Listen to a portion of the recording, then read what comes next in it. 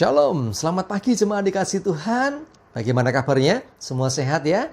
Ya, biarlah hari ini menjadi hari yang indah buat kita semuanya.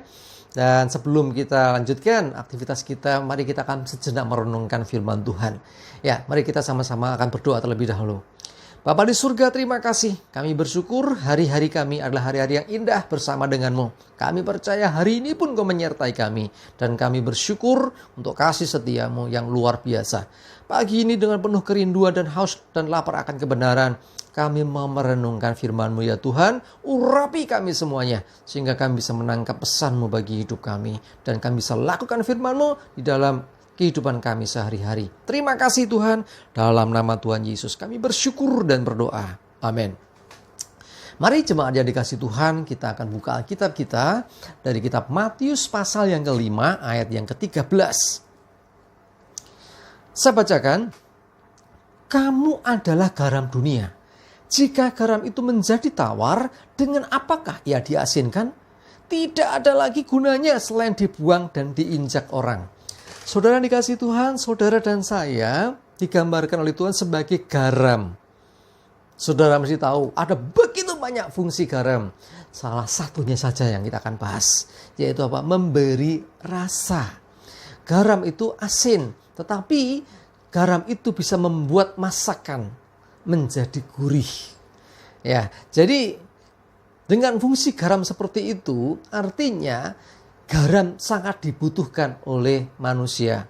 Ya toh? Artinya dunia ini membutuhkan garam.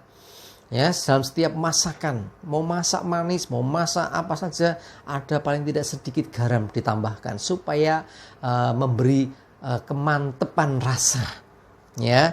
Nah, jemaat dikasih Tuhan, dalam bacaan dikatakan kamu adalah garam dunia, artinya supaya hidup kita seperti garam, memberi pengaruh yang baik bagi dunia. Nah, saya contohkan garam dalam sebuah masakan. Orang masak sayur dikasih garam pasti. Tetapi saudaraku dikasih Tuhan, garam dalam sayuran itu bisa berfungsi dengan baik, bisa berfungsi dengan maksimal ketika dia sudah tidak berwujud. Ya, bisa dibayangkan saudara makan enak-enak, garamnya masih berwujud. Garamnya ini ya masih utuh. Ya, semua letup asin, orang akan memuntahkan makanan itu. Ya, tetapi kalau dia sudah melarut, orang pun tidak memuji garam. Jarang saya dengar orang garamnya enak. Benar-benar garam yang jos. Pernah dengar gitu? Kayaknya aneh deh ya. Saudara makan di rumah makan atau di mana ya, wah enak, gurih. Mantap, mesti gitu. Jarang ngomong garamnya jos, garamnya enak. Itulah seharusnya kehidupan orang Kristen. Tidak cari pujian. Jadi hidup kita bukan mengejar pujian. Saudara lakukan hal yang baik, memberi pengaruh bagi dunia, bukan tujuannya supaya dunia memuji-muji kita. Tidak.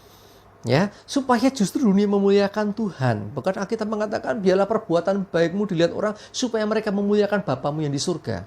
Jadi artinya bukan kita yang dimuliakan dunia, dipuji, disanjung. Tidak. Kalau kita masih seperti itu, menginginkan supaya kita ini dipuji, supaya kita diakui keberadaan kita, itu seperti garam yang gak mau larut. Dikasih dimasakkan, dia masih melutuh. Sehingga pada akhirnya justru pengaruhnya tidak maksimal, bahkan mengganggu rasa dari masakan itu. Jemaat dikasih Tuhan, saudara dan saya ditentukan sebagai garam. Fungsi kita jelas memberi rasa. Jangan sampai justru tidak memberi pengaruh. Kita mengatakan apabila ya, jika garam itu menjadi tawar, dengan apakah ia diasinkan? Tidak ada gunanya lagi selain dibuang dan diinjak orang. Orang percaya, saya katakan orang Kristen, kalau hidupnya tidak bisa memberi rasa seperti hanya garam yang saya sebut tadi, hidupnya justru memberi pengaruh yang tidak baik. Ya, saya prihatin sekali. Satu kali saya dengan beberapa teman pelayanan Jakarta, ya, pernah ke LP, Lembaga Permasyarakatan. Saya prihatin karena di sana ada banyak nama-nama Lukas, Markus, Yohanes. Namanya nama-nama orang Kristen, tapi mereka terlibat kasus dan masuk penjara. Sedih. Ya, kalau sudah bisa cek sekarang di lembaga permasyarakatan, ada banyak sekali nama-nama orang-orang Kristen. Kenapa bisa seperti itu? Saudara dikasih Tuhan, mari hidup kita ini harusnya hidup yang memberi pengaruh seperti hanya garam. Ya, garam yang larut, yang tidak kelihatan tetapi bisa mengenakkan, bisa menggurihkan sebuah masakan.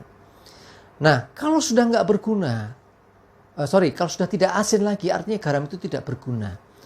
Dengan tidak bergunanya garam, untuk apa? Dibuang dan diinjak orang. Artinya, saudaraku, kita orang Kristen yang sudah tidak bisa memberi rasa, orang Kristen yang tidak bisa memberi pengaruh yang baik, akhirnya orang ini merendahkan kita. Kita diinjak karena memang nggak berguna. Ini orang sampah masyarakat, ini orang sukanya bikin semua jadi kacau. Ya itulah artinya hidup kita nggak bisa memberi pengaruh yang baik. Padahal Tuhan ingin kita seperti garam yang memberi rasa. Sehingga dengan kehadiran kita, masakan yang hambar, yang tawar jadi gurih. Ya, jadi bukan jadi tambah asin banget juga enggak, sesuai dengan porsinya. Sebaliknya, kalau garam sudah tidak asin, artinya dia tidak bisa lagi berfungsi. Kekristenan kalau tidak bisa memberi pengaruh yang positif bagi lingkungan, bagi dunia di mana dia berada, orang akan memandang rendah, bahkan akan diinjak-injak, tidak diajeni, orang Jawa bilang. Ya, ora kajen, tidak dihargai. Kenapa? Karena hidupnya tidak menjadi berkat, sebaliknya jadi sandungan. Jangan sampai itu terjadi.